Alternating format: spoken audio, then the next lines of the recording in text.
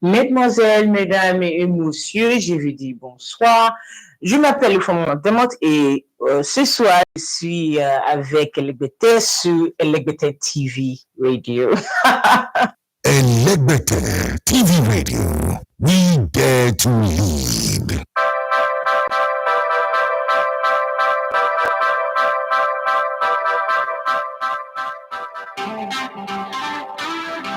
All right. It's a Tactical Tuesday on Elegbete TV Radio. My name is Ndafe Matthews. You're going to love to call me the Elegbete on the spot. Whatever your tactical question in football is, bring it up. We'll try my best. I will try my best. I don't know it all, but I know a little about football. I will try my best to give you my own response. I've got some answers on my WhatsApp already, so we will deal with all of that and a whole lot more. People wondering a lot of questions anyway, but let's get the show on the road. It's been a Euro without striker scoring, but it's not the first time. Spain have taught us in 2010 that the new world order is the first nine, and they went to that World Cup with Avero Negredo, Fernando Torres, Llorente, but somehow they still depended more on Xavi Hernandez, Iniesta, and Cesc Fabregas. Eventually, they won it, okay? And they also played in the Euros 2 years after, and also the first nine was more prevalent. FC Barcelona with Messi, Neymar, and the rest also played without a proven top striker before Suarez, and then they also won titles. And then at Man City, Pep Guardiola also came in and focused more on having more midfielders. Yes, Mikel Arteta have played at Arsenal with lesser known top strikers, and he's also done well. He's gone from 61 points to 64 to 84 to 69. Sorry, then 84 and then 89 last season. So I mean, there's a case for playing with a striker. In 2018, for instance, France went to the World Cup. They had one man who was their top striker, who never had a shot on target, who never had an assist. His name is Olivier Giroud. But one way or the other, France ended up winning it. You can't argue against that. You know why? Because France also had young teenager Mbappe in that squad, and they also have Antoine Griezmann, who to this very moment we have not been able to discover what his actual position is, and he is the most unlucky player in the Spanish La Liga. Yeah, but whatever it is, the Euro is on, and tonight Kylian Mbappe have helped France to beat Marin Le Pen's party in the election. Okay, no more voting for far left, blah blah blah blah blah blah. Kylian Mbappe, mutant total ninja from Cameroon with Cameroonian blood, have helped to defeat Marin Le Pen. I saw Marin Le Pen, sounding very humble on Christian Amanpour, sounding defeated, even before the votes were cast, the ballots were cast, and you could tell that somehow if she had managed to squeeze through, oh my God, Mbappe, you would have been in trouble. My God, you would have been in trouble. You could tell if you're one of those people who know how to read body language and who can read between the line. When you go back and watch that Marin Le Pen's interview with Christian Amanpour, and somebody said, how do you manage to see all of these things that other people are not seeing? Well, I do not see the things you're saying. I don't see where people are doing small hands you shake or big hands you shake, or when they are doing Dorime. So I spend my time looking for the things that concern me or linking things, because my analysis is relativity based. So I have to find things that I can link up and make sense of it in one show, be able to talk about economy, politics, sports, transfer, everything in one show. So don't Sonic Suara, where have you been? Okay. I hope everybody's hearing me loud and clear wherever you are anyway. For those of you who are having problem with the mobile app, okay, so something happened. So we started out paying $25 per month, and then it went up to $50. Yeah, got no problem with to pay for server fee. And then all of a sudden they just jacked it up to $115. Like, this Nigerian guy he's got money. I said, 115?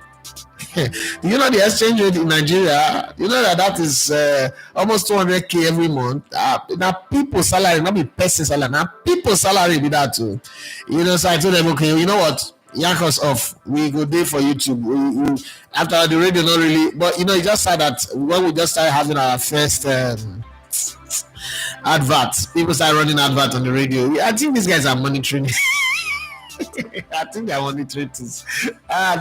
This my banner reminds me of the need for me to hustle all the time, because there's always somebody who's trying to take food out of your mouth. And that's something that I've always said. There's always somebody trying to take food out of your mouth, so you gotta hustle. But hey, whatever it is, let's move away from the obstacles. So we're still negotiating with them anyway. We're still negotiating, and I wrote them a letter that okay, I'll take my radio off your server, but I don't even know where I'm going, so I'm calling their bluff. But either ways, we will see. They say they would have to look at it, but they will still come down to $75.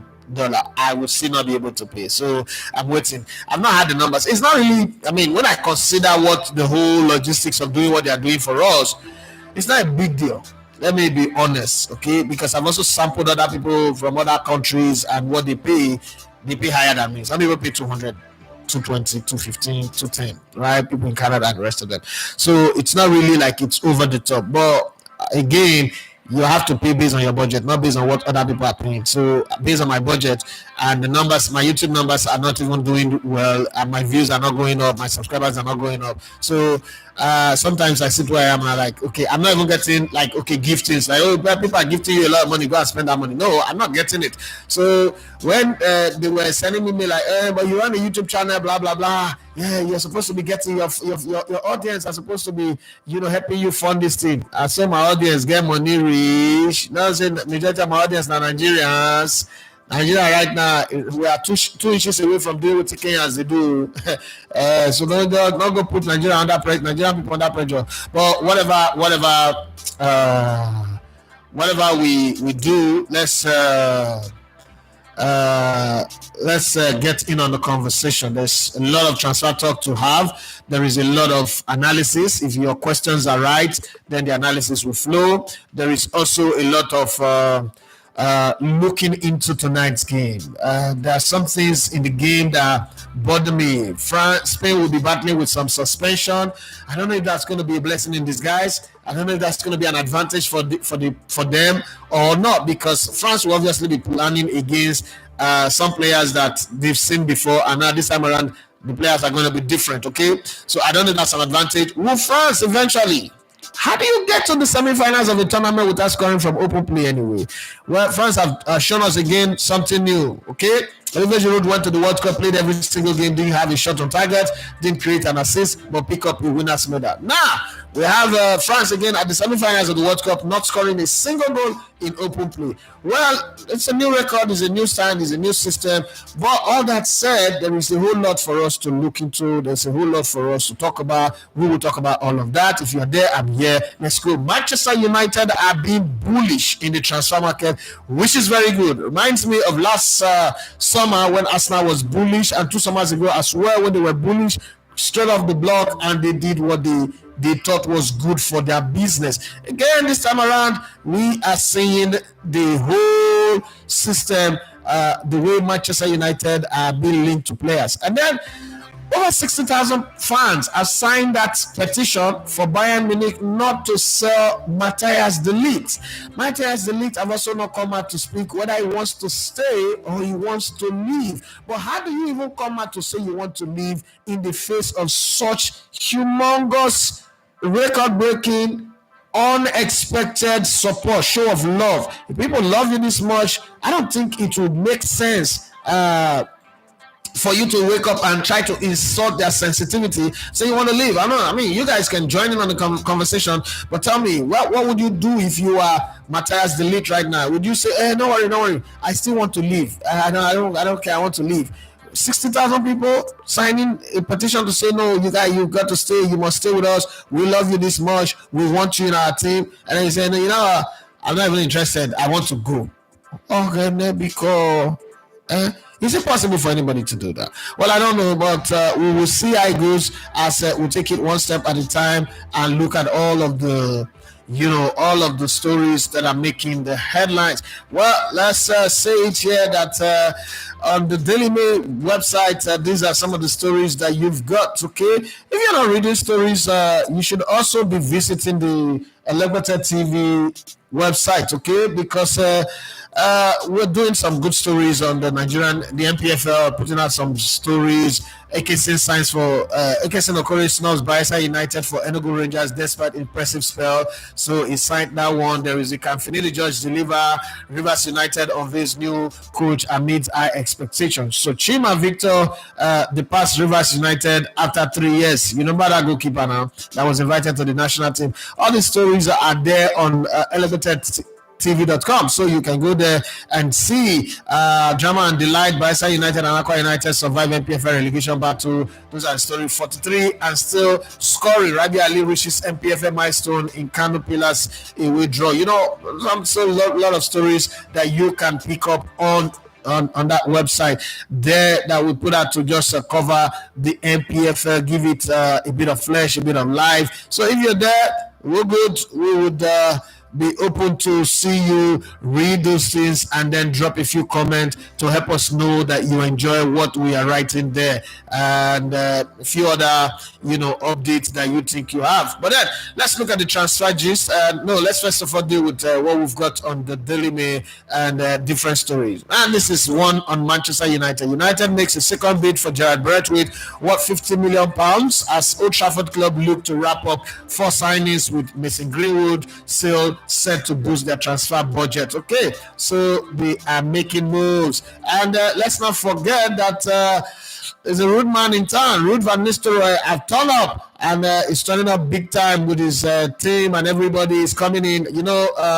Our very own African Bernardi McCarthy is also leaving, so I just feel he's going to slot into that Bernardi McCarthy position and start to get the job done.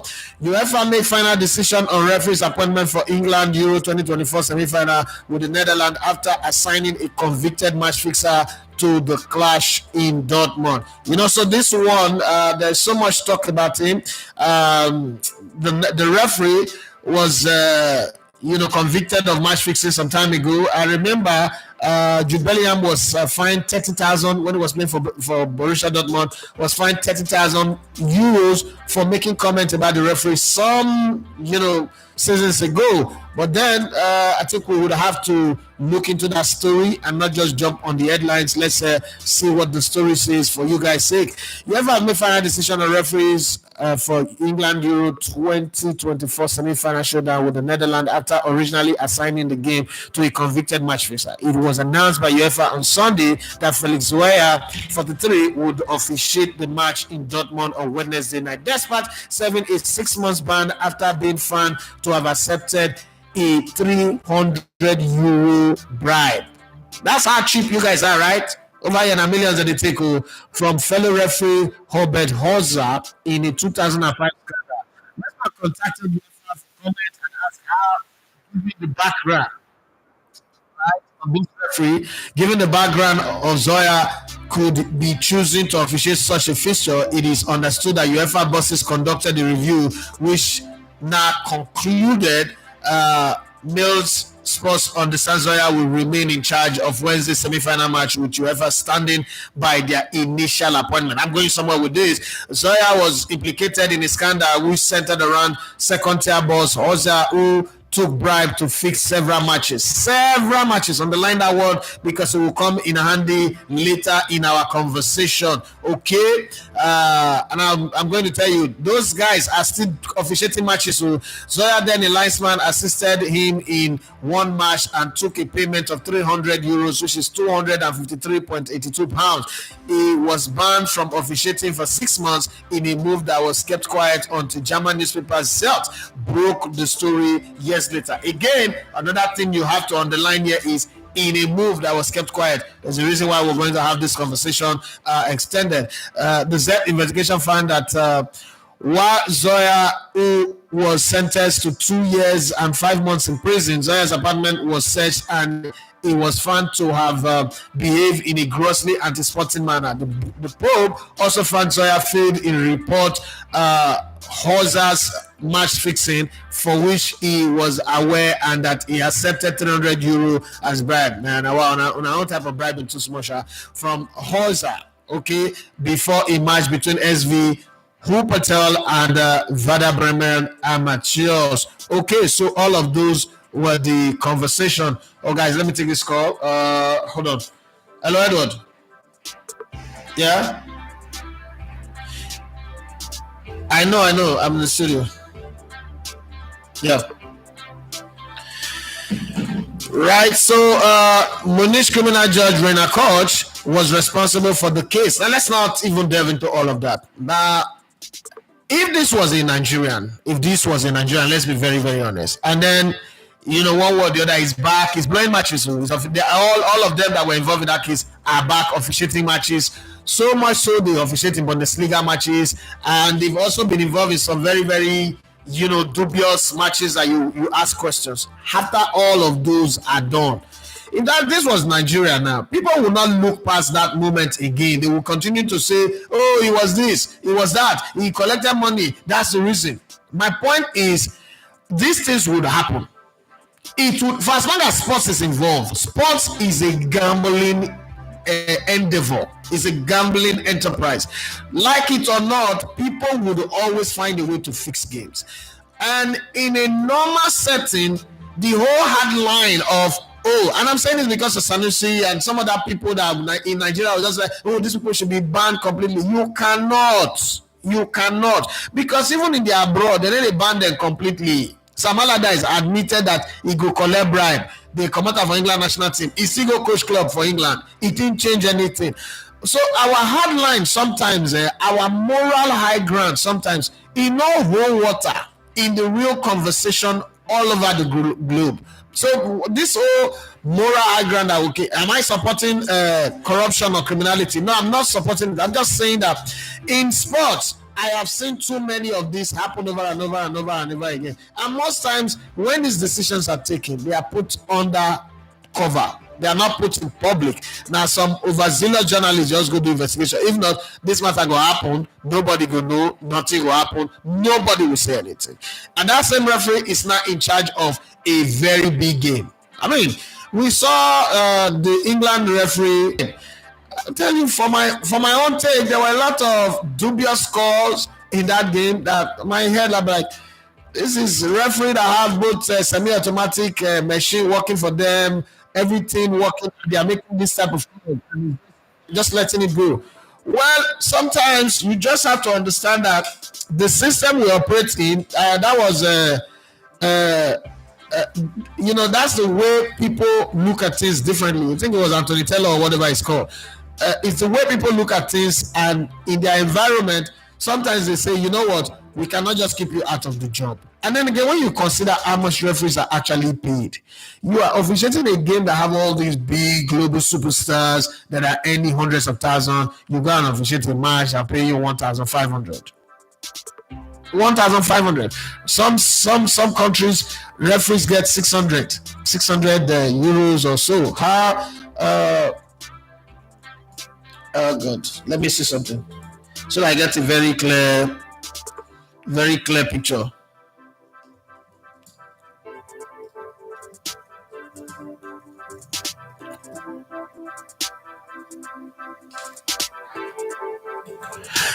So you look at all of this and you say to yourself, wait a minute, let's use the Premier League as a case study now. And you see all these referees that are like killing themselves on top of their game, and you ask yourself, how much are they even paid? In England, for instance, referees are paid £1,150. Okay, in Spain it's different. It's £5,200. In Germany it's £3,150. In Italy it's £3,000. In France it's £2,400. In Portugal it's £1,000. And then there are other leagues that pay less. Okay. There is the lesser league where people earn £700. Some people earn even way less than that. But hey, it is the game, and it's like police. You give somebody uniform. That uniform represents authority. You give them gun, and then you don't pay their salary, and you say they should not be corrupt. My brother, that's to really define.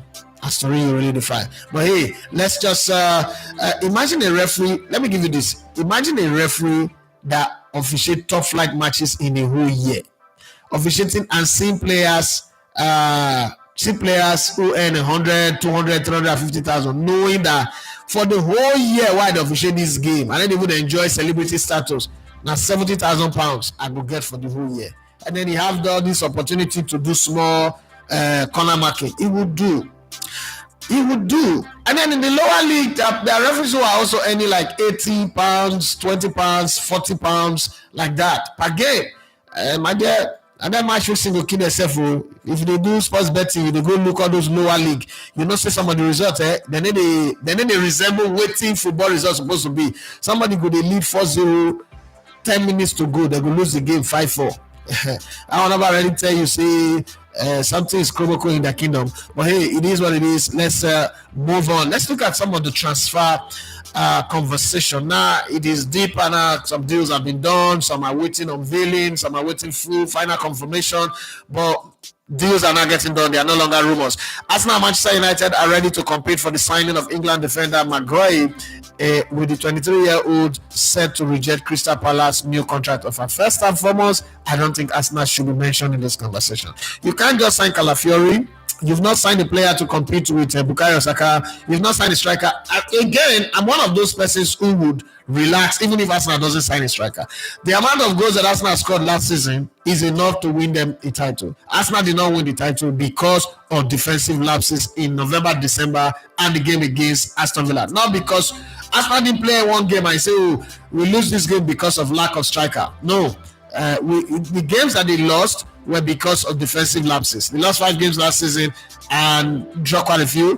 You would tell yourself that it's not necessarily because of lack of striker. So if they can repeat that form of last season, probably the form from January after they came back from Dubai, if they can run that form all through the season, obviously they win the title. But with Pep Guardiola in front of you, it is hard. Or Pep Guardiola around, let me not say in front. Around you, it is hard to be fully confident. But to say that Arsenal wants to sign Maguire, unless they're already sure that Real Madrid is going to come take William Saliba. But in my head, looking at the deals that Real Madrid have done, Mbappe, people say they didn't pay transfer fee, but if you're going to pay 170 million for a player as a sign-off fee, that's enough transfer fee already. The good thing is that they can spread this payment over a very long and convenient time. That's a good thing about it. So it could be very easy to put in 20 or 15 million somewhere. Mbappe is going to play for Real Madrid for the next 10 years. Anybody who's thinking that Mbappe is going to leave very soon, forget about it. You know, you don't know football.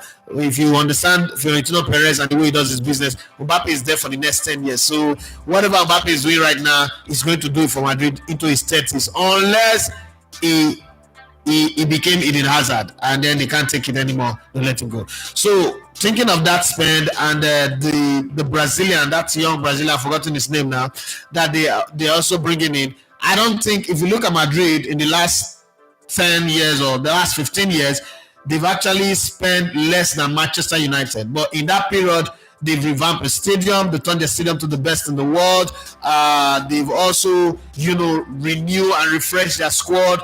The old things have passed away. All things have become new. Younger squad, more, players. They are young, but they've also won things to the point where their youthfulness does not really hold them back. They are as experienced as they come competing both in the league and in the Champions League. In that process, we've seen Manchester United, obliterate themselves out of, top flight competition. We've seen the Olympus of FC Barcelona crumble. Barcelona are trying to rebuild that. Manchester United are still in, we don't know, with all that spending over $1 billion, they've not touched their stadium.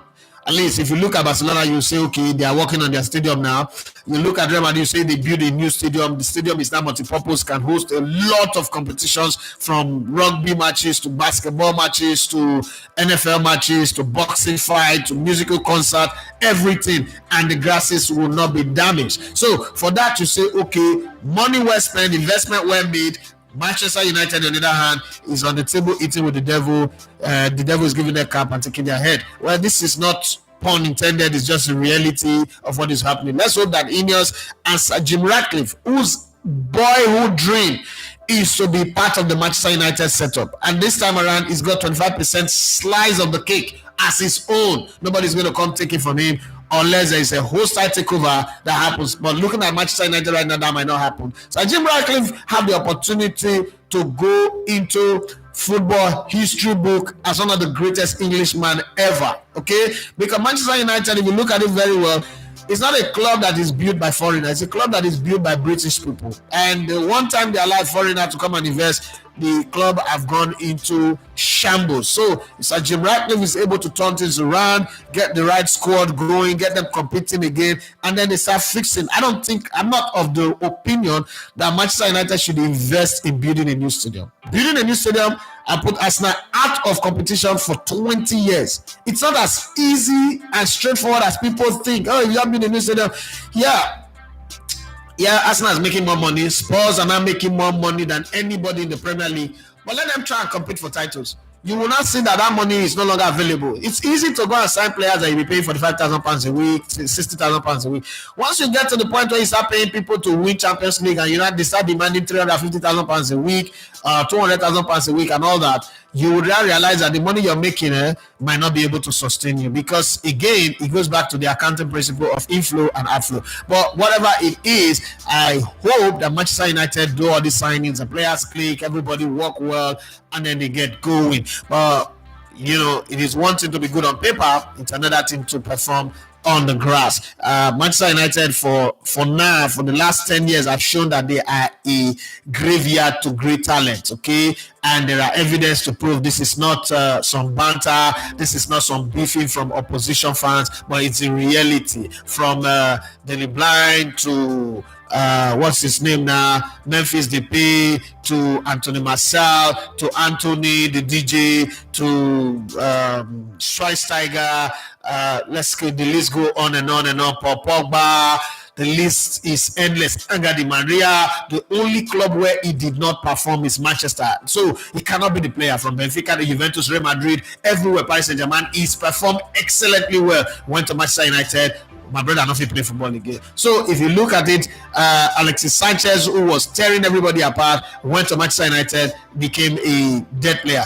So if you look at that, you say to yourself, why all these zigzag, delete, pursuit, and all of the players that they want to sign Maguire are good on paper, and they're players that if you have in your team can actually, if they're well blended, the coach does his job properly, the players stay fit, they don't get injured, the devil of injury does not come visiting, like the spirits that came to take off firstborn in Egypt back in the day. Maybe, just maybe, Manchester United will be competing again. And then history does look like it's going to favor Man United. Like I said before here, Man United and Liverpool never stay afloat at the same time. So if you're a Liverpool fan, this is the time you block your ear a bit, because the signs are not looking good. Lightning is about to strike again, and it seems like Man United are just about to take off from the wrong way, but this is the same time where the Liverpool plane have just been grounded, because the exit of Jurgen Klopp tells me that the next 2 or 3 coaches for Liverpool will struggle, and it's going to start with Arne Slot, and yes, it is what it is. Okay, let's just keep our fingers crossed and see how it goes. I know that a lot of Man United fans are happy about this, but their Liverpool fans are finding their face like monkey will lick lime. But it's not really my problem. Talking about Man United, they are going to be all over the stories. Every story we touch about today, Man United is going to be there now, because things are going well for them. It does look positive. Manchester United are expected to make Joshua Zirkzee £34 million release clause. We'll be hearing this since forever. Let this deal done and let's get out of here. United are deliberating over whether to trigger the release clause or negotiate a higher fee that will allow payment by installment. Okay, Mason Greenwood is set to join. I think he should trigger this money now. This money is not really that big that you need to now go and pay 50 million and then pay for long. Well, it depends on the budget that they have anyway. People know why they do some things. That's why football, I always say that football business is not a rational business. So this is a car. They tell you that this car is 10 million. You say, okay, you know what? I don't have the cash to pay this 10 million, but let me pay you 20 million, but let's spread the payment over 10 years. Then you're still an idiot, right? But in football, that is allowed. It's the only business that very, very irrational. Even property business does not work like that. Real estate business, especially Nigeria or Dubai real estate business, it doesn't work like that. But in football, it is what it is. Mason Greenwood is set to join Marcel in the permanent deal with Manchester United, moving closer to selling the 22-year-old England forward for £35 million. For £35 million, that is a king's ransom. For the things that the boy have gone through, for Man United to still make £35 million. Arsenal's best sell without quarrel, without fight, then they reach that amount. So you would say that Manchester United are doing a very good business over there. And talking about Arsenal are hoping to complete the signing of Ricardo Calafiori this week after holding further talks with Bologna over the Italy defender who is 22 years of age. I'm happy for so many reasons. If he stays fit and doesn't get injured, I'm happy because one, is young, is hopefully is going to do that. But that's how we said about Tierney, that's how we said about Tomiyasu, that's how we said about Zinchenko and a whole lot of other players. So if injury doesn't come in, it's a good buy. But then if injury comes in, I don't know what's going to happen. But I just hope that I can stay fit like Ben White. Ben White have been a great buy for 50 million. The kind of performance he's put in the last couple of seasons, fantastic. Barcelona president Juan Laporte says the club are in a position to afford the signing of 21-year-old Spain winger Nico Williams, who has a release clause of 49 million pounds in his Athletic Bilbao contract. So everybody calm down. That's according to Catalonian radio where he spoke. Okay, Manchester United are considering a surprise move for Chelsea's England left back Ben Chilwell, who's 27. Manchester United fan. I want everything, but meanwhile, I know that Manchester United does not really have enough money. So they put a lot of players out for sale. Will they make a lot of money from these guys? They need, from all the players that they are mentioning, they need between 200 to 250 million. I don't know how they're going to get it, but let's see. They are not in danger of PSRO. They are not in danger of financial fair play unless they overshoot. But let's see how it goes. Ipswich Town is confident of signing Hull City's English pair, winger Jadon Philogen, 22, and defender Jacob Graves, 23, for about 35 million pounds. Alternatively, Everton are confident they have beaten Crystal Palace to the signing of Philogen after striking an agreement with Hull. Well, until you unveil a player, it's not your player, because kidnappers and hijackers are lockering around everywhere. Yeah, Tottenham Hotspur are exploring a player plus cash deal for Aston Villa's English midfielder Jacob Ramsey, 23, with Argentine midfielder Giovanni Lo Celso, who only scored against Arsenal, 28, heading the other way around. Belgian club Beerschot, are set to sign Albanian Scottish midfielder Erwan Henderson, 24, and English winger DiMaggio Wright Phillips, 22, who has just left Stoke City. Stuttgart plan to make a new bid for Brighton's Germany striker Dennis Undav, who's 27 years of age. This really had a very good season. So let's see how it will go. Tottenham Hotspur are confident of keeping 16-year-old English winger Nicky Moore, despite interest from Paris Saint-Germain and Real Madrid. So Migri Moore, you want to have some Migri Moore movement? Well, we will see how it goes eventually. As my friend will say in Port Harcourt. Luton are among the clubs interested in 19-year-old Michelin's midfielder Ngel Ayal Mukau, Jesus Christ, this name, who is eligible for Belgium and DR Congo. Leeds United are expected to sell Dutch winger Crescencio Somerville, 22, French forward Jorginho Rota, 22, and Italy striker Wilfred Gnonto, 20 this summer. I've seen it 20 years. I ain't run like a Fifi rat. I rob it. Bayern Munich needs to sell players before they can sign anyone, with French winger Kingsley Coman, 28, Netherlands defender Mathis de Ligt, 24, German midfielder Leon Goretzka, 29, Joshua Kimmich, 29, and Serge Gnabry, 28, and Canadian left back Alphonso Davies, 23, among the candidates to leave. Alphonso Davies, for me, would only either run down his contract and go to Madrid for free.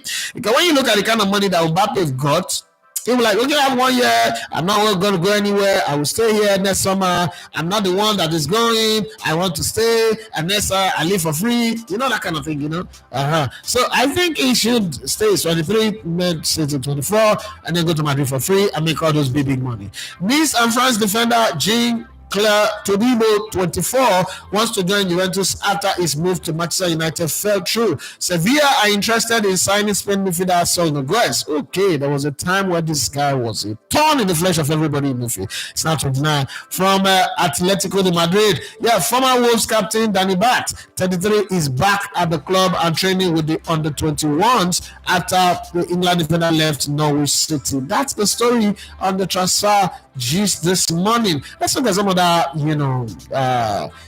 pool of the conversation. Real Valladolid head coach Paulo Pezzolano has revealed that inside have heard internal talks regarding the prospect of signing Manchester United starlet Facundo Palestri. he would be a very important player.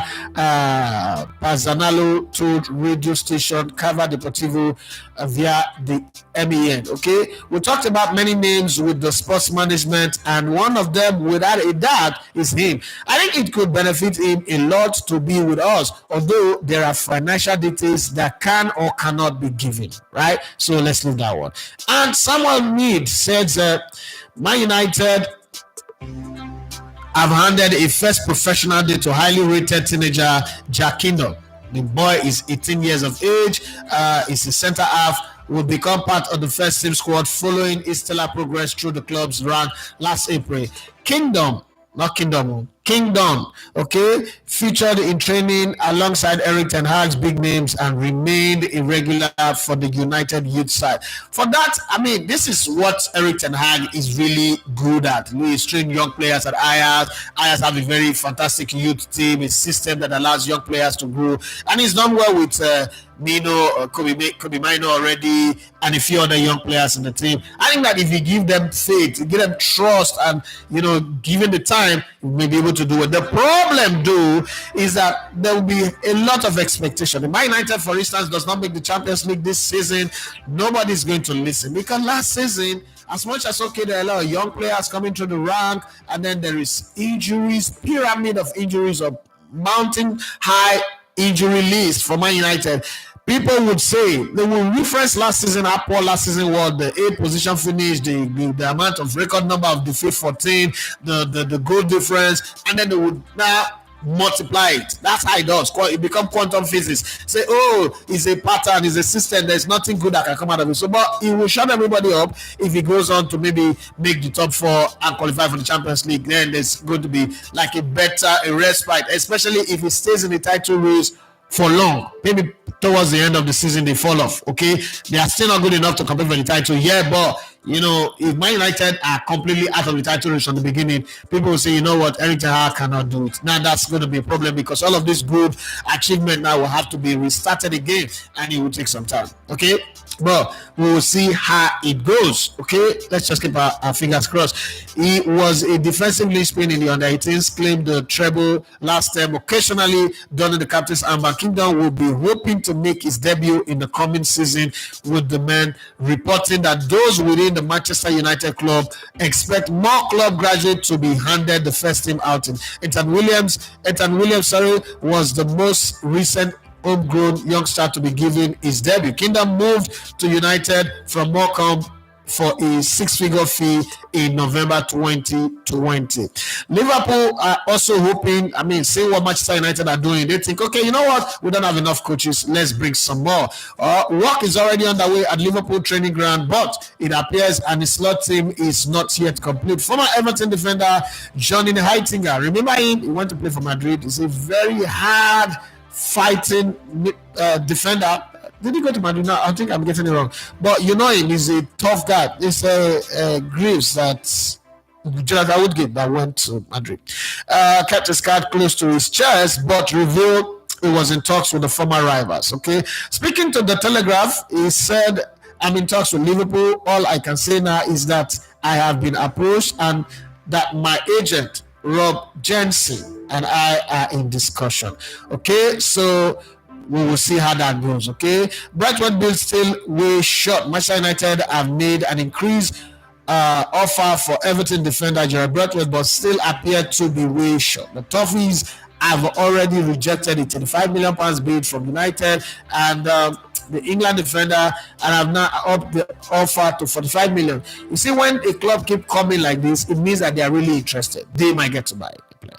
But if you keep topping it small, somebody else might just come in and snatch it from under your nose. So you've got to be swift about what you want to do when it comes to transfer. That's my thought anyway, but they might do something different.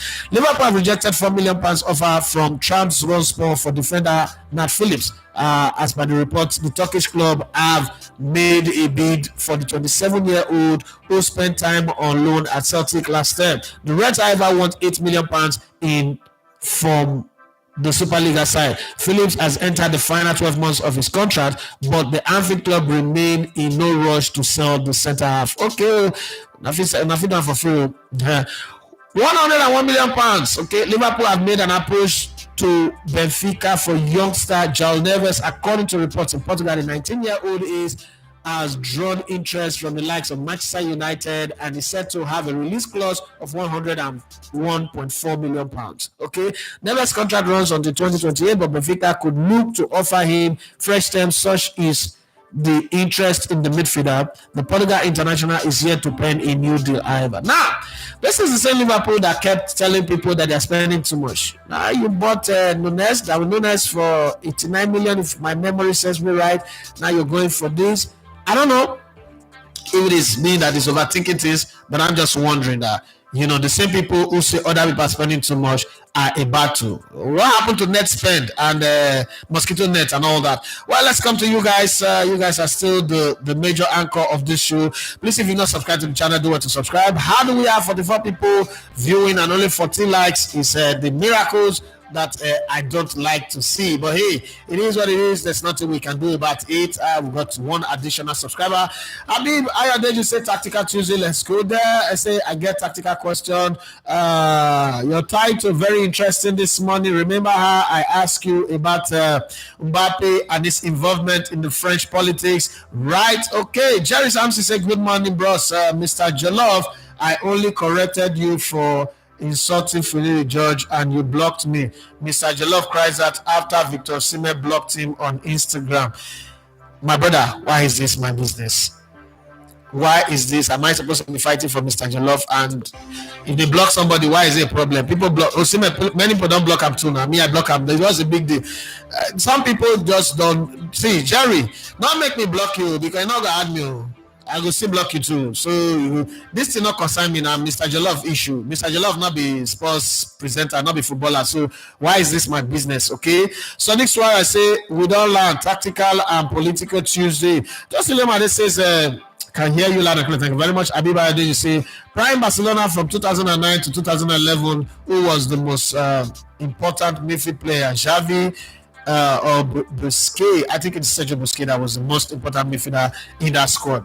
If you look at every successful team, their success is always hinged on the guy who handles the pivot, who handles that defensive midfield. And most teams that have been successful have had two people doing that job. But Sergio Busquets, so the hardest level to get to in football is to play football one touch or two touch. If you get to the place where one of the reasons why we have issues with players like Moses Simon and Chukwueze and what's the other one, Chidera, Ejike Chidera, right? One of the Dembele's and Ansu Fati and Jack Wilshere back in the day, and even Alexis Sanchez sometimes, and then Eden Hazard, is the fact that they hang on to the ball too much. For Sanchez and Hazard, they're hanging on to the ball, ends up being productive. But most of these other guys, they hang on to the ball too much. And the ability to be able to play and control. So in music, there's something called the metronome. So to be the metronome of a team and be able to control the tempo, to know when the octave should go up and when it should come down. You know how I always say that it's not about passing, whether it's a short pass or long passes. It's not important. What is important is knowing when to give the right pass and who the pass is supposed to go to. Because not every time you are left with just one choice in passing. I mean, I play the passing game, so I know.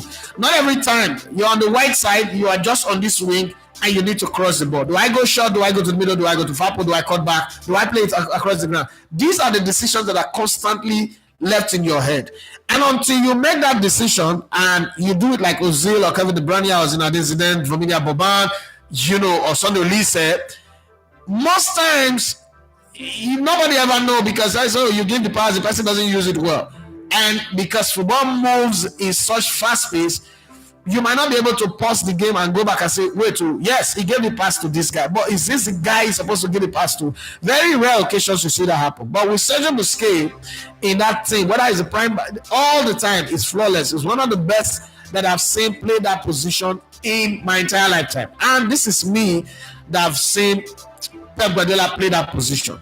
Seen Olise play that position. Seen Makalele play that position. Seen Fernando Redondo. Seen quite a lot of players play that position. But Sergio Busquets, top all of them. So for me, the answer to your question straight up is Sergio Busquets. Xavi, fantastic. Andres Iniesta, incredible. But that team if you take away Xavi, the team will still do well. If you take away Iniesta, the team will still do well. Take away Sergio Busquets, that team collapse. Because it's a foundation upon which everything that Xavi, Iniesta, Messi, all the other guys up front, whether it's David Villa, Pedro, or anybody you put up front there, is the base upon which they operate. So it's like a Mantowoc crane, okay, that's operating. There is a crown ring underneath the seat that's above the track, the tires or the chains. That thing is the hub that controls the crane. Every other thing is good, but just take that thing off, it's a heap of scrap that is waiting to be dismantled. The Lord is one happy to be live on the show. Let's go. Olatunji Emmanuel said, boss, this Everton defender Manu is chasing. How good is he? I mean, he's in the Euros. You're seeing him play in the Euros, and you see his timing is fantastic. He's on the Saliba level, and I think that for what we're seeing. The thing is, Everton was terrible last season, but remember, once they got their point deducted, he was very, very instrumental in making sure that they were one of the most difficult teams to beat. Not like they didn't lose game, but you could see that it was good. He didn't have the quality of midfield that other people have, standing for him. So you put all that together and say, okay, let's isolate him as a defender, and then put him like maybe in that Man City team or that Arsenal team where you have Declan Rice. Probably he needs another person to back him up, but you have a Rodri who is a general. It's not a Sergio Busquets here, but he's a general. He plays that position selflessly and so good. And then you put Maguire behind him. I mean, Pedro or Fernandinho made people like John Stones. We all know that John Stones is like basic average, rank average player. But when they played in the Man City team, they became like world-class player overnight. And that's exactly the same kind of thing that Maguire is. Put him in a team where, okay, you also, pad the midfield very well, and you get them playing in that midfield. Maguire, the good thing with him is his ball anticipation with the area balls are fantastic. His positioning is above average, and then he can travel with the ball. He can move with the ball, move straight from center back into defensive midfield, and then carry the ball forward. And for the kind of football that Erik ten Hag wants to play, that's the kind of player that fits in. Because again, sometimes it's not just necessarily because the player is good, but does it fit in the system that this coach wants to play? And if he comes in and then he's slotting very well, then it's fine. I don't think Erik ten Hag wants to have the butcher kind of play. He wants to have, let's have the ball, let's, push it, advance it, and then go wide and then cross it in and then deliver. Because if you look at it, he's going to have Zexi, and he's already have Rasmus Højlund, who I think is a good player. Can he be great? I'm not sure that he's going to score like Erling Haaland, but with strikers, creativity is what determines whether a striker can score a lot of goals. So we will see how it goes. Okay, but is one that can make Onana look better, because again, Onana, for all the goals, over 70 goals that he concedes in all competition, you would also have to understand that he's not had a very good net or web of defense in front of him. So I think that's a good defender. If you're comparing him to the defenders that already have, the ones that are leaving, in my opinion, I might be wrong, but in my opinion, he's a good defender. Where did I stop now? Abib Ayodeji say, boss, I have the school of thought that one player doesn't dictate the tempo. I refuse to believe that. I will give you a case scenario for my reasons. If you place a good midfielder in Super Eagles, well, Abib, I'm forced to tell you this, that you're not savvy play ball. You don't even know football, and this is not disrespect. Okay, so let me give you whatever. What your example did not follow, but let me give you a very prime example. France, in 1998, the guy who was the dictator of that team in France 98 was Didier Deschamps. Didier Deschamps was the dictator, was the general. Brazil in 1994 had Rai. Rai got injured in the first game, and then Dunga came in. Dunga became the dictator. Every other person performed because Dunga was performing. Now let's fast forward to France in 2002, Korea, Japan.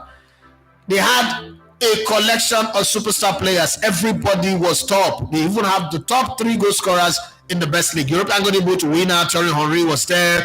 David Trezeguet was there, top goal scorer in Italy. Djibril Cissé was in the form of his life, top goal scorer in the French Ligue 1, and surrounded by good players, defense, midfield. But you see, there was that metronome, that guy who controls the traffic. The last man who tell, hey, left move, right move, everybody, who controls, who dictates the pace, was not in the squad. What happened? They didn't get out of the group stage.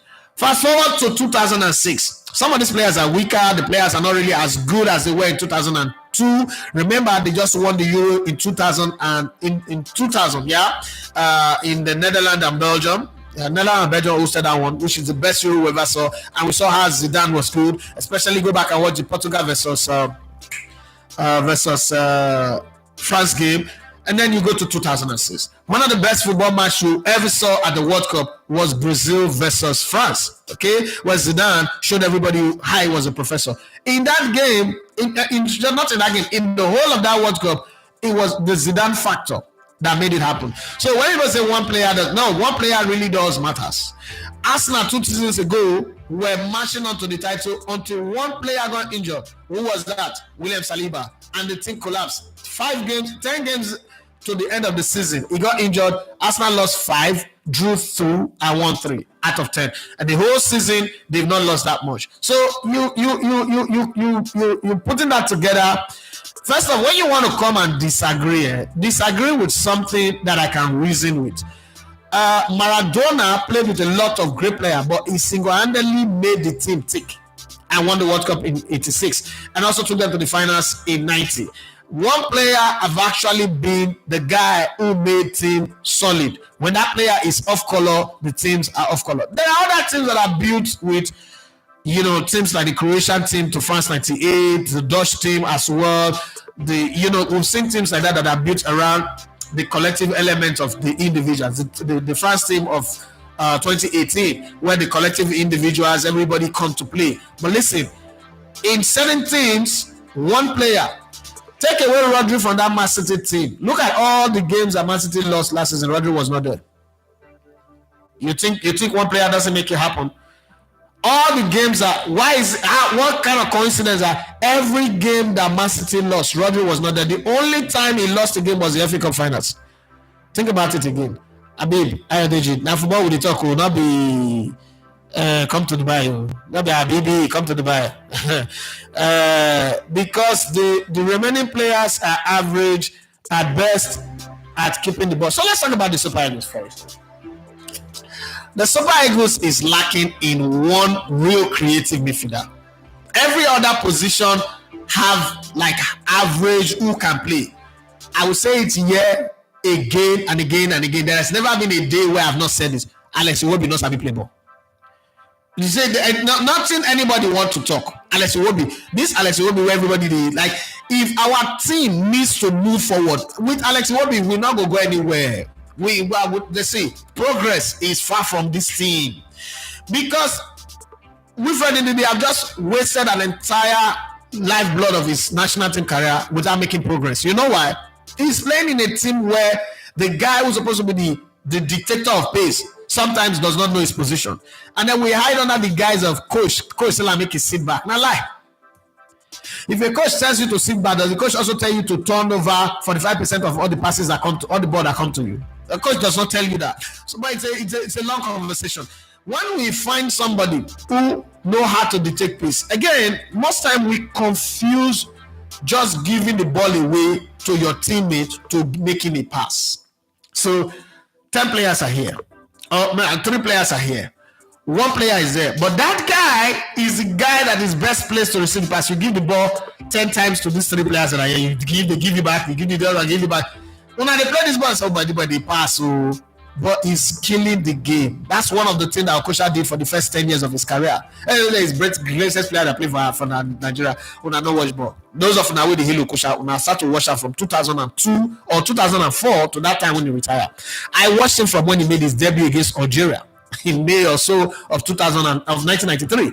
And between that time, as a creative midfielder who is responsible to create, somebody said, who played in a team where he is not ever expected to cross the center of the field, had more assists than him. Or not. So there's no way you convince me that all those merry-go-round dribble where we get beaten 4-0, 4-1, beaten by some teams that are not supposed to even beat us. You tell me that he's the best player. No. So it's the same thing when you look at teams. There are players who, when they play, the team is good. Every time Olise played for Nigeria, we are favorite for the tournament. When Olise retired, we started falling off. We started going to nearly, and then we stopped qualifying. So it's unwise to say you disagree or you, whatever your tactics are built on, whatever tactics or formation or pattern any coach wants to apply, they are built on one player coming in to make them work. If you don't have that, sometimes it's fine. It's a couple of players like the Jose Mourinho Chelsea, for instance. It is Peter Cech, John Terry, Frank Lampard, Didier Drogba. Those 4 players, or probably Ad Makalele or anybody that played that position, those 5 players makes the sum of the whole. But most other teams, you have one player who dictates where the tempo of the game go. So I feel you need a collection of technically good players that keep the ball, hence they dictate the play and the tempo of the game. This is why some teams are better at possession, football, and all this can't. Well, Portugal have a group of players that are better at all these things you're saying. They don't go as well. Habib Ayodeji say, what's your dream vision for Nigerian football and sport? What would that be if you close your eyes to imagine the utopia of Nigeria? There's no utopia. I don't live in the utopia world. I'm 45 years, going to be 46 now. I think I've stopped living in fantasy. Fantasy is for my kids. It's not for me. So I can't answer that question. Can you please say bribery and the betting industry are 5 and 6? But we are not ready to have that conversation. Stay away from betting. Nah, we're not ready for that conversation where you want to talk. So like I always say, Bible say, man, know thyself. No could just keep on there. So that people no go come at you in a way where they say they never understand the thing when you try advising. I don't advise me about betting. I always tell people that I don't talk about betting anymore because I don't want to be responsible for your addiction. It's making me lose money because I will make more money if I do bet. Like 2 different bet companies have offered to put their sponsorship on this show, and I said, no, I'm not taking it. It's crazy. In a time when I'm this broke and the economy is doing crazy things, but sometimes you have to you want to go to bed and sleep and know that this money where they shop now good conscience money. Victor Malalu said, with all the heavy allegations and evidence, yet the man is not punished. Wow. Abiba then you say, Victor Malalu PhD, greetings boss. I did do my PhD hoping to be like you soon to enlarge penis. Now soon I did do always my PhD. The lie say obviously the industry supports the underhand tactics on the part of the referees. I'm sure there are many still happening that are uncovered. Now, people jump up when you hear referees taking bribe. When you hear matches, people get excited. Let me ask you guys one question. Man City signed Erling Haaland. Think about this for a minute. Erling Haaland's father was paid 20 million. Please, what is that money for? What really is that money for? What's that payment for? It's not for his club. His agent also was paid. So what is that money for? If not under the table payment, what is that payment for? Spam fee, spam discharge fee. What really is that money for? To help convince Haaland to come to Man City, right? My brother, conversation plenty where we know they want to talk for football. When it happen for Nigeria, I would do like say, oh, we'll be activists, we'll be football activists, we're holy, we want to plenty.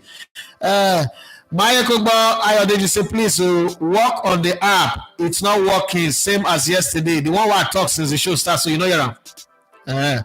Okay, now.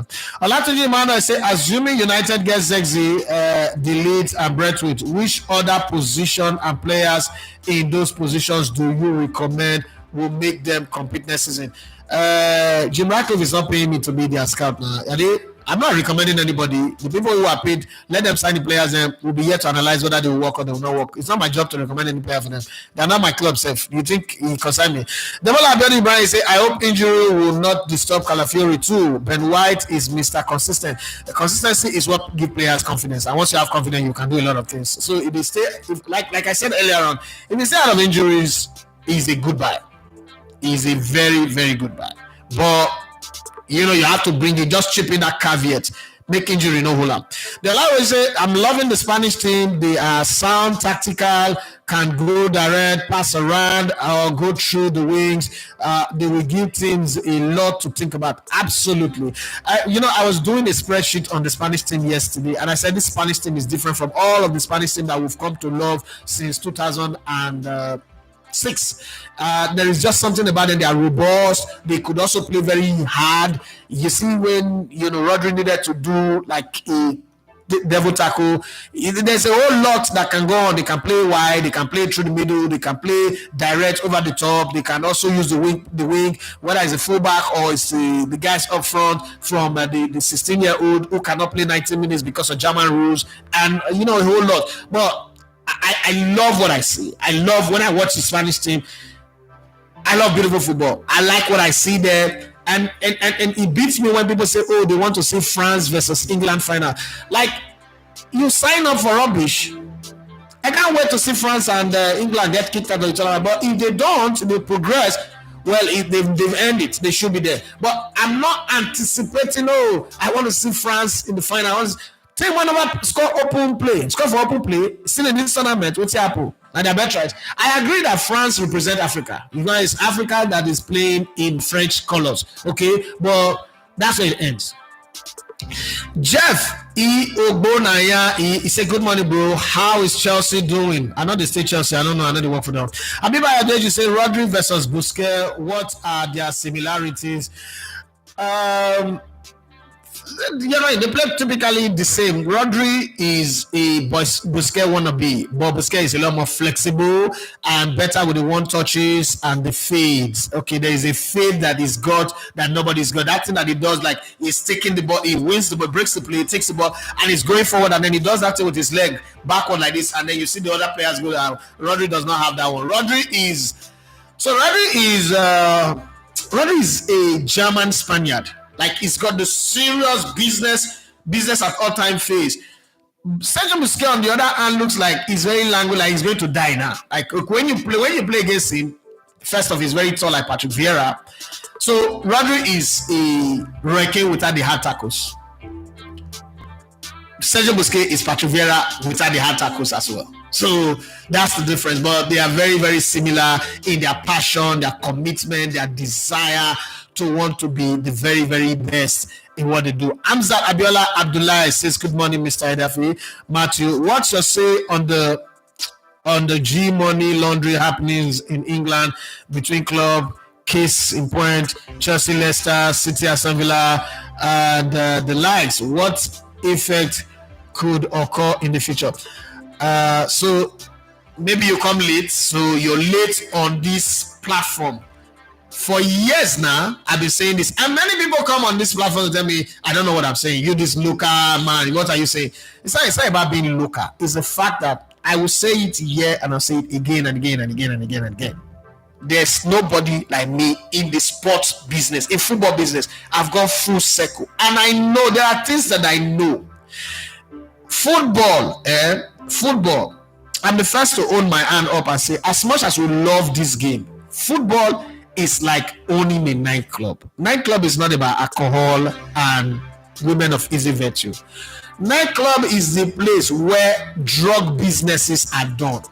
You just cannot prove it factually, but it is the place. Nobody sells alcohol and show naked women and make all those money that you hear, all those receipts that you see. The drug businesses that go on is what make nightclub. You think that it is normal for people to just stay the night, they go gather at one place, park their car on the road, become idiots, play loud music on their ear? No, it's the drug. It's a zombie business, right? That's the same thing with football. Football is nothing is normal. That people just run around and you pay them 250,000. So there's a whole lot of money laundering, money washing, a whole lot that goes on within the football space. It's not new. There are those who are example of doing it right. Then there are those who, they stand on the precipice. It's like, let me give you a good example of what we do.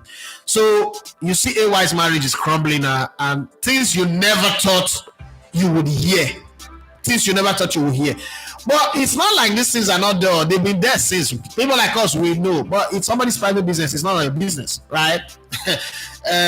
When you see some people, when the shit hit the fan and everything starts smelling, you say, I don't want to do money laundry for this politician, that politician, that politician. We know before now. There's no way that this thing now you do where you do this, buy all this property, they live this type of life.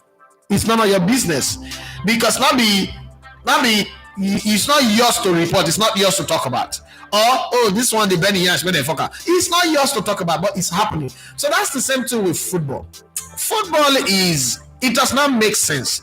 It's just a circle of people doing, it's like back in the day when the Roman Empire was ruling.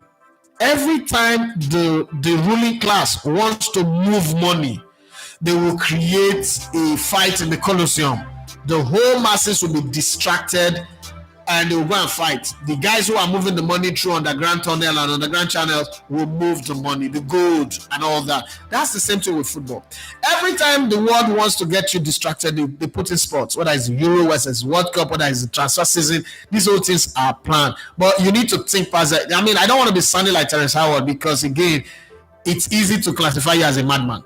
I've been classified like that before. It's easy to classify you as a madman that say it's not. It's a conspiracy theorist. But the truth of the matter is nothing makes sense. You know when you know that it doesn't make sense? The world was hit by the greatest economic meltdown ever. Real Madrid signed Cristiano Ronaldo for 80 million. Where did the money come from? Companies were folding up. The biggest company, biggest brand were folding up. Real Madrid signed Cristiano Ronaldo for 80 million. Just when you think that, that one is not enough, somebody signed Neymar for money that we cannot even count. If they tell us to sit down and count that money, we can't count it. We just throw numbers in the air and they pile that money in this room and say count that money. The money will kill us. Almost all the banks in some countries not get that money. But hey, they bought Neymar. What was the target? What were they expecting to get? Somebody's just say, I don't want to pay transfer fee, but for signing you on, I'm going to give you 170 million. Mbappe. And you think that there's no money laundering. My brother, no relax. Sometimes all these things, I don't even want to talk about them again. Victor Malalu says Maradona, Messi, Zidane, Ronaldo, De Lima, in Korea, Japan, Roberto Baggio, USA 94. The Larry Raju said the French team are giving us another strange thing to talk about. Not scoring from open play yet, but I think they have met their match in Spain this evening. The French team, what is good about them is the fact that they are solid defensively. So while all the midfield not getting together well, the attack not scoring goals, they also don't concede. They've not conceded from open play. So, but let's see what happens because today's game is going to be beautiful. I mean, two teams today and tomorrow, two teams that score a lot and two teams that don't score. Netherlands have scored 9 goals in this tournament. Spain also scored a lot of goals in this tournament. They are on the other side against two teams who don't score. And for some reason, some people want the non-scoring teams to make it to the finals, and then the high-scoring teams to go out of the tournament. Well, I don't know what you want to. Namso Ibanga say, boss, what good or wrong will it be should Arsenal go get Victor Gyökeres or Ivan Toney? So I don't think that Arsenal need Ivan Toney. So for Ivan Toney, it is the image. You don't want a player because you're competing at the top. You don't want a player that have something to do with match fixing that. The fans of the opposition will use against you, and it will psychologically weigh in that. If you're playing for Brentford are not expected to win anything. They make 2-1 surprise there and there. But you see, when you're playing at the very top, a very little thing matters. If I go from, see now, we have 15k subscribers here on this channel. Let's use this channel for example. I can read everybody's message within a 1 hour 30 minutes show, right? If we get to 1 million, as much as I'm anticipating 1 million, if we get to 1 million, we'll get to the place where people will not start getting angry with me. You know why? Because I will only be selecting the screen. The live stream will not be like that this again. It will not be, fully production live stream where we have a mixer. I don't know if any one of you have seen a United Stand. Go and watch United Stand who have 1.8 million subscribers. The guy just come in and say what he wants to say, read 3 or 4 messages and go. And if you go in the comment section, you see a lot of people insulting him every day. But it doesn't change anything. So you get to the point where you look at him and say, if Arsenal is competing at the very top, that's going to be a problem. For Victor Gyökeres, the reason why maybe they are not going is what it will cost them in terms of money. As much as Arsenal are safe for PSRO, if they go spend close to, if they spend some reckless money, and the fact that he's also demanding a salary that is in the region of Victor Osimhen is making it a bit difficult. He's got agent, he's got entourage. It's not entourage that needs to be catered for. That is a problem. But I would rather they get Victor Gyökeres. But Ivan Toney now, I don't think Ivan Toney is one of those players that you wake up and you say you want Arsenal to sign. I don't really think that's a player that Arsenal needs right now, because the way Arsenal plays, Toney is a good player, but Arsenal does not need a good player. Arsenal need a great player. A great player, that's what they need in that position. So if you're going to spend that money, and it's an English player, means that you're going to pay more and you're going to pay a big salary. I don't see the need. That's just it. Olafa says, boss, what do you think about this Vega guy Chelsea wants to sign? He's a good player, because some Nigerian fans came out to say Sadiq Ismail wasn't the age he said he was, but Vega is 20 years old. Not me bonding. I don't have any idea about their ages, and when you're not playing underage, whatever age you claim, if you can perform. It's none of my business. That's not. I think I've grown enough to know that those are not even the conversation anymore. It's too mundane for me to get involved in. It's not analytical. It's not something you can really educate anybody on. Okay, so it doesn't matter. The other one say there are usual players that are pivotal to the playing style of teams. The reason why they are very important, especially when they are missing through form or injury. Raji Moshu says, sir, I would love to know if the Sporting Lagos Stadium project is still in process, and is the club not allowing your crew to film and record on the progress of their project? First off, we did not ask to film. I only asked to see it. Why do I need to go film on their project, Raji? Have you not checked this YouTube channel and see that there is not a single MPFL content that I have done that have hit 2,000 views? You think I want to put a crew there? First, one of the things you don't understand is when you send a crew out to go do something, per day you're spending between 100 and 200,000 naira. You want me to put that kind of money and I get 76 views? Look at our trip to Uyo. We decided, you know what? Everybody was abandoning the MPFL players. That's okay. Let's interview the MPFL players and then do Semi Ajayi. The reason why I didn't bother about all of the top European players was that, okay, I've already said to my crew that, we're going to go Europe later, okay? We're going to find the money, we're going to go to Europe, we're going to do all the Victor Boniface, all these big players, right?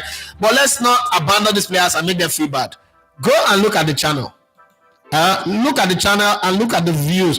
The Semi Ajayi was... First off, me and Semi, we don't really talk. We saw in Portugal, we just had the picture moment, we just stood and we're talking by the boss after the game against Mozambique. But go back, let me show you the example of what I am saying. Go back and look at all the videos. The video of training, no voice, not just them training, 3,600 views, right? But look at all the players. Semi Ajayi, 4,700. Kenneth Igboke, 954 views. Ibrahim Olawoyi, 1,300 views. Sadiq Ismail, 1,500 views. If you are in my shoes, then 9 minutes video where we're talking about the players, what the strike would do, got 5,300 views. If you are in my shoes, would you invest your money on an MPFL content? And then let's even stretch it back. Go back and look at content that we did, like put hard money on around the MPFL, that we put heavy investment on to get it done. This one have been there for God knows how long. 80 views. Where's this other one? Let me show you some content that have come from the MPFL. Because when you people are asking these questions, it's like there's a wickedness in the question, and I need to quickly also sort that out. I did a very deep dive on John Noble. When they sat down with him, talk about his career, where he's coming from. John Noble, who's kept to the national team, but was with AU at the time. 401 views is what we got. I did a deep dive on the former coach of Aqua United. We went to Uyo, traveled. That journey took us from, we were in Jos to produce a league game. We drove, we chartered the vehicle, drove from Jos to Abuja, flew from Abuja to Enugu. They didn't allow us to cover the Enugu Rangers versus Wiki Tourist game. We drove on the road, risky to Uyo. Spend money, stay in a hotel, feeding and the rest. We did Coach Ayodeji Ayeni's interview. 260 views. Okay, do I need to push it more? The current coach of Plateau United, Mbwas Magnot, 139 views. Ifeanyi Onyebuchi talk about his family around the MPFL episode 1. 207 views. You want me to mention more? So when you look at that already, you want me to now say, let's spend 500,000. When even my live stream like this, no color, no editing, nothing special, no effect, will give me that view. If now your brother and I spend the money, you go agree make them spend money like that because you want to see Sporting Lagos Stadium. You want make I go spend that kind of money. I get children, 3 very expensive children to take up. You know how much for they do now? You know how much they cost people now? So you have to also think about all of those. It's not just enough to step up and ask these questions. Why we're not doing that one? Why we're not doing that one? Sporting Lagos, if they want you to see their stadium, it's a simple thing. They have a website, they have Twitter handle, they will put it there. It's not my job to carry camera, they go run around them like say I want to shoot Netflix movie for them. No, it's not my job, right? So I've seen what I need to see. It's up to them to do whatever they want to do. Victor Malalu says, Elegbete, that France versus Brazil final, do you not think that Ronaldo dilemma was poisoned by the French? Well, there's so much that have been said about it, and some people have even come out to say yes, it was actually poison, to be concussed and all that. Well, all that said, France played some good football in 98, so I'm not even going to say anything. Olatunji Emmanuel said, bros, please, can you explain the various types of midfielders, the box-to-box, deep line midfielder, defensive midfielder, attacking midfielder, etc. The box-to-box is Michael Essien. The deep line midfielder is Sondolise, Andre Pello. Box-to-box is Gattuso. Box-to-box is Edgar Davies. Attacking midfielder is Kevin De Bruyne, Zidane, Romania Boban, Luka Modric. Defensive midfielder is Makalele. N'Golo Kante is also both a defensive midfielder and a box-to-box. Declan Rice is a defensive midfielder. Patrick Vieira is a defensive midfielder that is also box-to-box. Roy Keane is a defensive midfielder that is also box-to-box. That's just the explanation. Raji Moshuse, what's the difference between a number 10 and a number 8? Football has changed anyway. What a number 10 does, a number 10 is Okocha, a number 10 is Kevin De Bruyne. A number 8 is the guy who plays, normally is Hamsisia, the guy who plays behind the top striker. But like Anamokachi is a number 8, but now the game have changed and the whole system. What we used to call number 4 is now number 6, and there are 2 people in that position, and then you have in number 10. Number 10 really does not really exist that much anymore again. So it's a number 8 now that now exists. So the game is evolving in more ways than we expect it to be. But either ways, number 10 is the attacking midfielder, the guy who's responsible for creativity.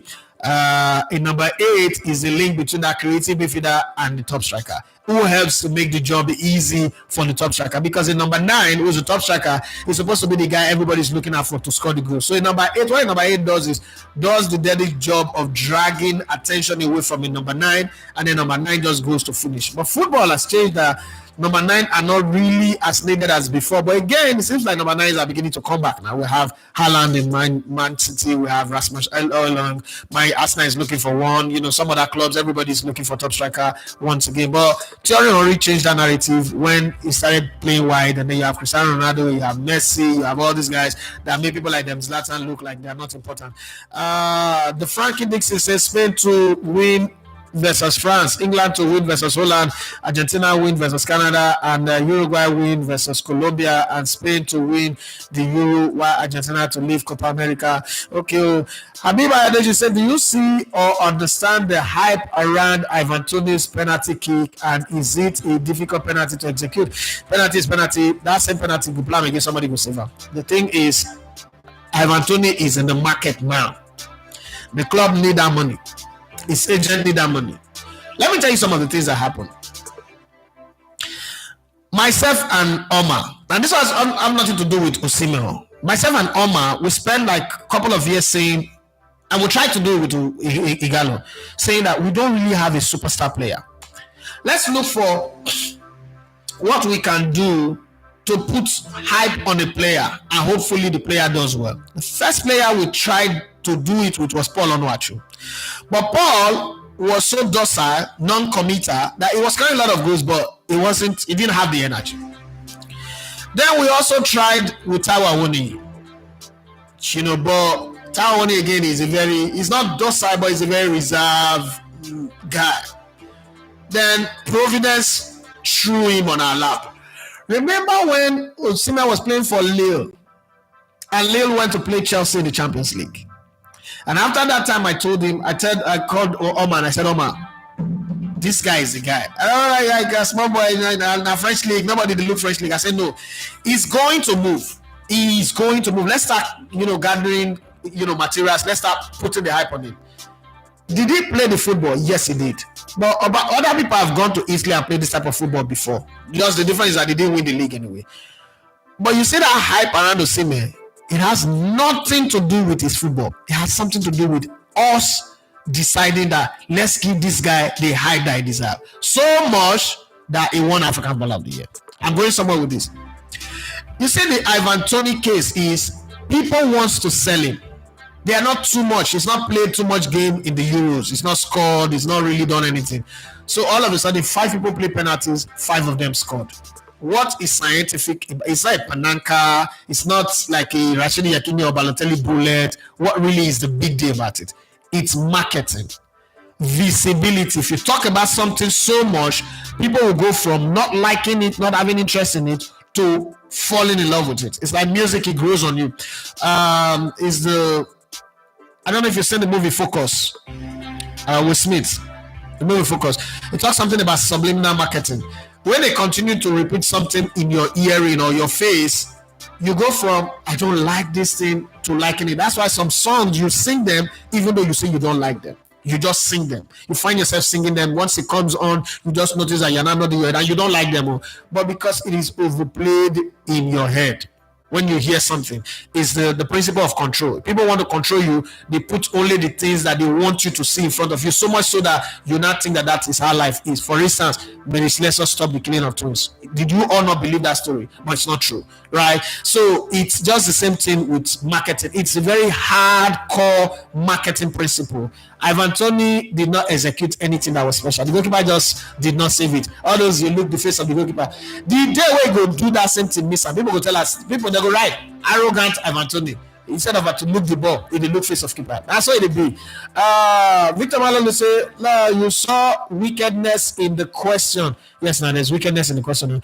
Oluwafemi Adebola says, Oluwafemi Adebola says clubs are now looking for a pep for their team. Ateta company now, Maresca, and then Javi Alonso as well. Peter, I wanted to say, if now your brother they spend this kind of money, you go agree. This your question of me. I don't mind them. No, that's what they did. Now someone send me message for DM say, hey, David, why do you want to go and be doing Europe now when you are the guy that is making all of us follow the MPFA? I said we should be all of us. You think say my analytics they tell me the truth. You know the thing about YouTube is that you can pinpoint to the very last letter where people they watch you from, who they watch you, where they where their interest is, and which other things that they watch. That's how good YouTube is. YouTube not be like regular terrestrial radio where you would like to people say I have 10 million people listening to us. No, it pinpoints to the very last finite detail, house address, where people they stay, their geographical location, where and they watch you, which device they say they watch you, whether they watch you for TV. Take for instance, by just watching my channel, I know that Omar watches me with his TV like 90% of the time, right? Without him telling me. I know that some people watch with their phone, some people with their iPad, some people watch their computer, some people watch in their office and not in their house. All of that, you see it. So you can already tell what your YouTube tells you straight up that look, do what your audience like, don't do what you like. Because no matter how many times you view your content, now only you now won't view. what your audience like is what you do. What my audience like is this live streaming, going to come. You don't see what happened for Ghana before we went to the All African Games. Nobody's ever done All African Games and make it pop like that. We went there. You think some other All African Games, the one next one in Egypt, I'm not gonna find money go. When I see the kind of views and engagement I get, that's the way it works. So you must find a way. As a YouTuber, you must find content that works for you. Go cover Sporting Lagos. Then I'll call they tell them Linda, them Best, and then Peter I will know that to send me money. I'll go do and finish. Them even they give money, I'll call the channel because say now 70 views. They will look like this guy, you the crazy, so you can't just give this money now. You just say we need the suffer the worker. You know, so sometimes you have to, think this way. I say for penalties, the rule needs to be checked. The current rule is stifling the goalkeepers by pinning them on the goal line until the ball is kicked, by giving liberty to players to run and stop at will. I agree with you on that one, but I think the game is designed for more goals to come in. Additional Format says, thank you, Alebata family. Thank you very much for also giving us 10K this morning. I really appreciate. Victor Marolo say, I completely agree with you on Osimhen. Everyone participated. So it is media. If you want a player to pop, it's a very easy thing. If you call 10 media persons and say, you know what, guys, let's do this. Let's make this guy pop. Now the player be saying make it score goals. Gift Urban was scoring goals, but he was not allowing anybody to talk to him. Yes, first of all, because he couldn't speak English properly. He was struggling with broken English. But there is a way it would have happened. But he didn't see that. Again, that's another thing I give Victor Osimhen credit for. Victor Osimhen was popping on social media. He was doing things. He was listening at the beginning. Okay, even though he had his own stubbornness, his own craziness, but he was willing to go with the mission. And he worked. Look at Victor Boniface again. Yeah, Netantella plays in the same team. Went unbeaten. Netantella actually plays more matches than him, if I'm not mistaken. But how is it that Victor Boniface is popping and Netantella, nobody even know whether he plays for the team? He comes to national team, people don't know him and Netantella be this. It's because, again, you have to play your part. You have to get involved. You have to get talking. You have to, do some posts and all that. And then the rest, everybody will carry on. Okay? Finally, Abib Ayodeji says, Bielsa says football is getting boring. Do you see? I don't talk that one since not because Bielsa talking. Football is getting boring. Football is not sweet anymore. Football used to be very, very exciting, very, very beautiful. But not anymore.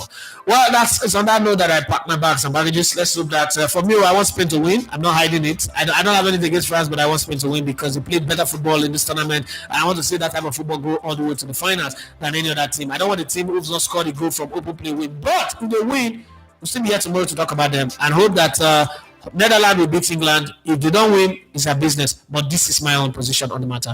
Once again, my name is David Mathias. I'm going to come to Sports. It's been wonderful. Let's do this again tomorrow. Bye.